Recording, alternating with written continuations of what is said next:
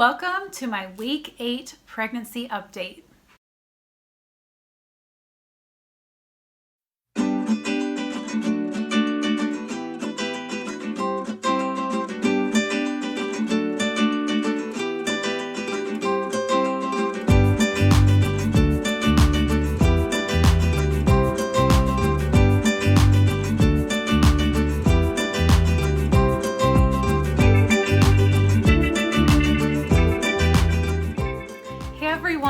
Welcome back to my channel, or welcome if you are brand new. My name is Mallory Mayer, and I am here to bring you my 9-week pregnancy update.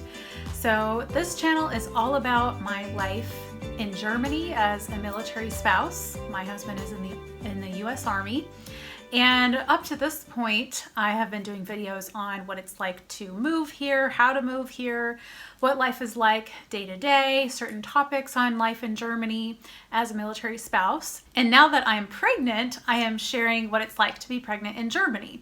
Of course, day to day, it's pretty much the same as being pregnant in America, but of course I will be touching on what prenatal appointments are like and any little things that may be different about pregnancy in Germany.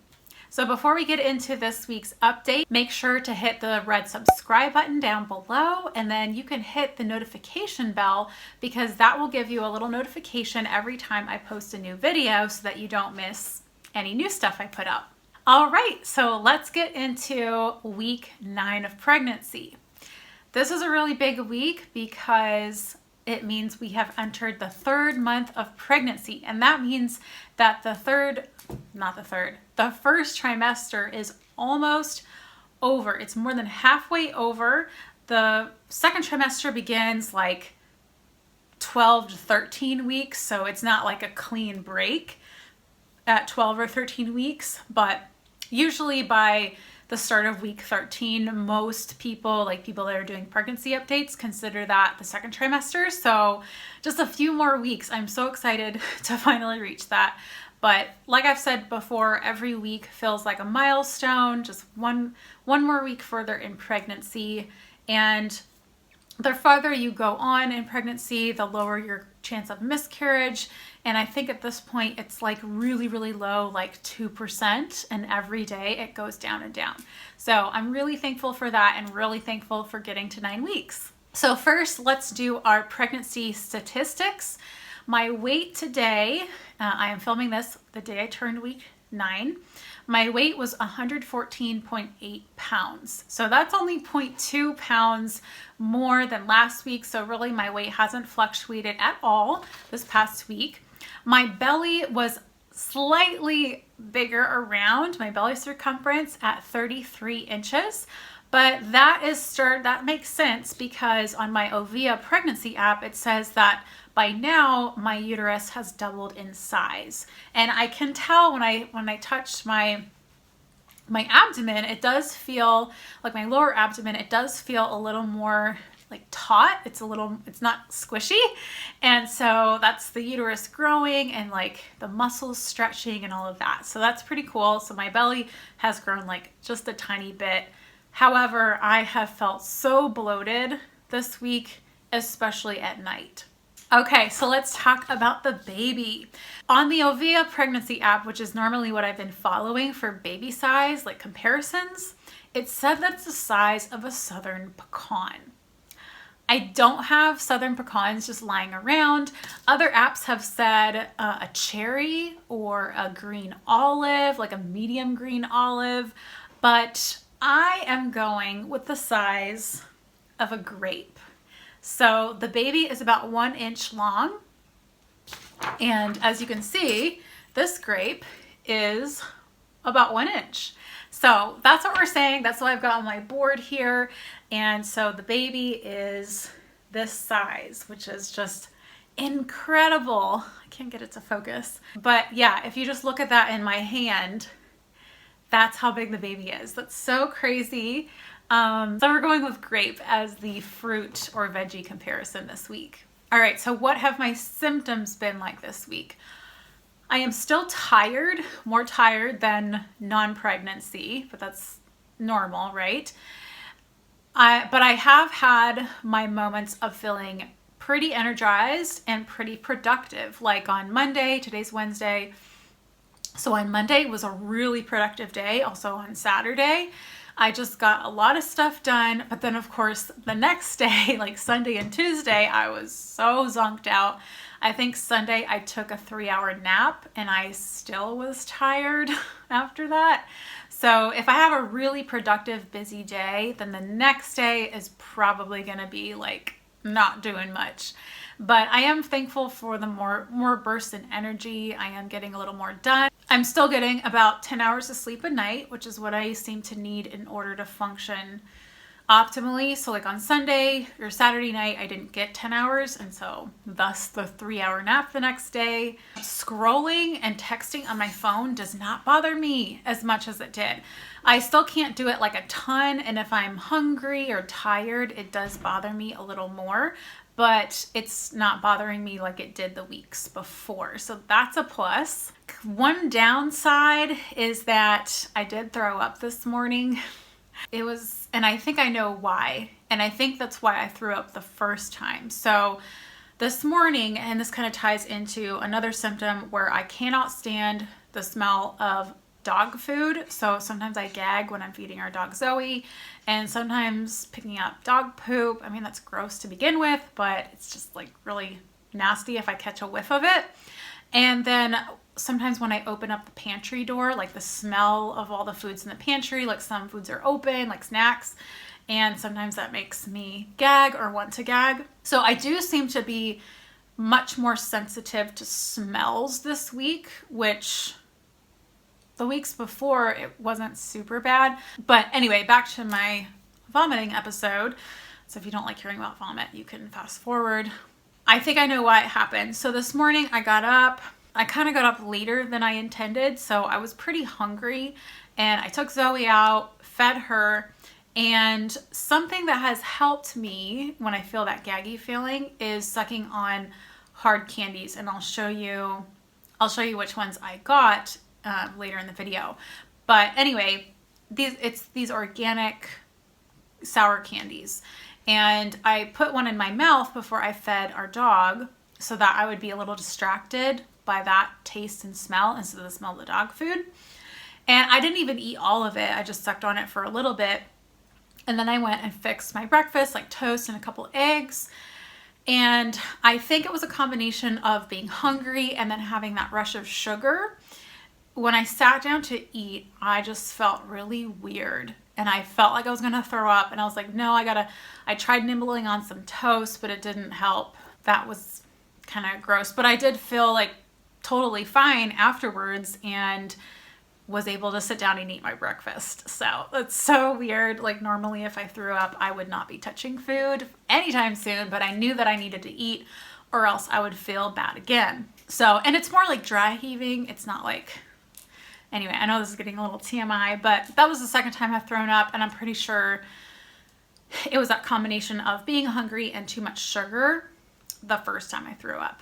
So just a word to the wise, just make sure you keep your blood sugar stable, because what probably happened is it spiked and then it dropped because nothing else is coming in. So just be careful about that. Oh, also I generally feel my best in the morning and in the early afternoon. And by like 3 or 4, I'm just kind of done for the day. It is like 6 o'clock or actually 7 p.m. when I'm filming this. So I have had a little more energy today, but generally speaking, I'm better in the first half of the day. What are my cravings and aversions this week? I'm still not able to eat meat. The thought still kind of grosses me out, although I think if I had to eat meat, I'd probably eat steak, like not ground beef or not chicken, but like an actual steak. So I'm starting to get a little more okay with the idea of eating meat, but I just haven't yet actually done it yet. However, I did find out that I can eat fish. So a few days ago, I got this like meal kit from the commissary, and it was this rock fish It comes with everything you need to make a whole meal, and that was really delicious. And so then I got some mahi and made like a mayonnaise type of spread on the top of it, and that was really good. And so fish, it's packed with protein, omega-3s if you get the right kind. So I really do need to eat more fish to up my protein content. Otherwise, I'm still eating a lot of carbs. Cold foods are a little more appetizing to me, maybe because it's gotten kind of hot here in Germany. Like today it was 90 degrees, which is nuts. I mean, for Germany, I'm from Texas, so I'm used to that, but for Germany, that just seems kind of hot. But popsicles, fruit, some raw veggies like cucumber, even like lettuce, tomatoes. Sometimes carrots are okay. They kind of make my stomach feel weird. So some veggies, raw veggies, which is great. I've been really into potato chips, just like salted kettle chips. Those are really good. And actually they're really good dipped in salsa. I think that's just so delicious. Oh, also cold cereal. So I found this Kashi organic flakes that don't have wheat in them. It's kind of hard to find a cold cereal that doesn't have wheat. But it's like these blueberry crumble things, and it's really good. And I put almond milk on it. Sometimes I'll put some banana in there, and sometimes that's my go-to like midnight snack. It's really filling, and then it's cold, so it's satisfying. And then also peanut butter. So peanut butter has a little bit of protein and also fat. And normally I can't really tolerate peanut butter. It bothers my stomach or it makes my skin itch. But in pregnancy, I seem to be okay with it. So I think it's the Smart Balance peanut butter. That's the kind my husband really likes. So I'm just eating that. And it's really nice. You don't have to refrigerate it, but it's a natural peanut butter. It's not like those other brands that have partially hydrogenated oils. So I've been really enjoying that on crackers or toast or even waffles. So that's another little source of protein. I'm still eating dairy, like I'm eating a lot of yogurt, but it seems like cheese is making me gassy recently, so I probably need to start taking more Lactaid. But I have been more gassy in general, and that just comes with the territory of being pregnant. And then something new, the category something new this week. Really, there really wasn't anything super new, but I wanted to say that bananas first thing in the morning are a lifesaver. Most people say keep crackers by your bedside and nibble on some crackers before you get up. However, one of my military spouse friends said to eat a banana, or at least part of a banana, before you get up in the morning. And I've been doing that, and my favorite type of bananas are the ones that are slightly green still. I do not like to eat the ones that are soft and brown. Ew. And I eat usually like half a banana before I get up and drink some water. And that really, that helps me get to eating breakfast. So I can get dressed and take Zoe out and feed her and then make my breakfast. So yeah, bananas are where it's at. That's really cool. I also started using the belly band, which I'm wearing one right now, so I'll take it off and show you.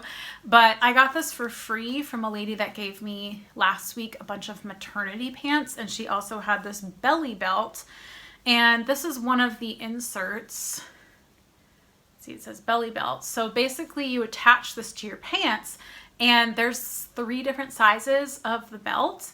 And so you button it and it expands your pants. So I have these shorts from my mom that she gave me that she can't fit into anymore, but I can't button them all the way. But this belly belt helps to extend the life of your pants when you're pregnant, because I'm still too small to really fit into maternity pants.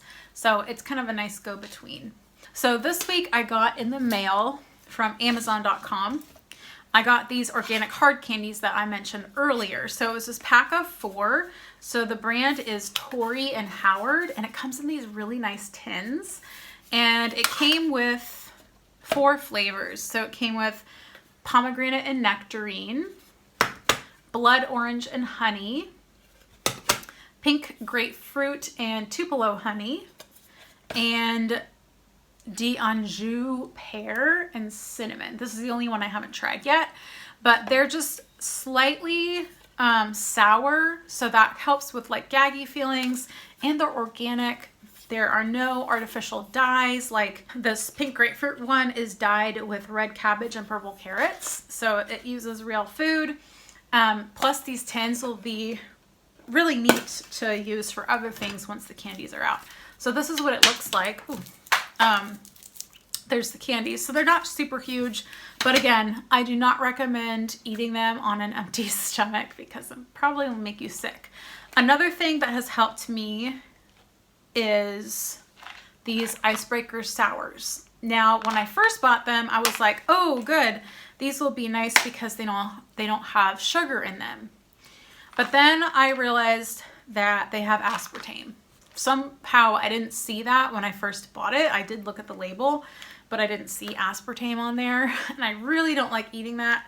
However, after my experience this morning with having actual sugar in my stomach first thing in the morning, I think I will just stick to these icebreaker sours if I need something to suck on while I'm feeding the dog, just so I don't gag, and then I can just spit it out. I've done that on a few occasions and it totally worked and didn't bother my blood sugar because there's no actual sugar in it. Also today I read that, I think it was on the Ovia app, that at 9 weeks you may be able to hear the heartbeat, the baby's heartbeat, via Doppler.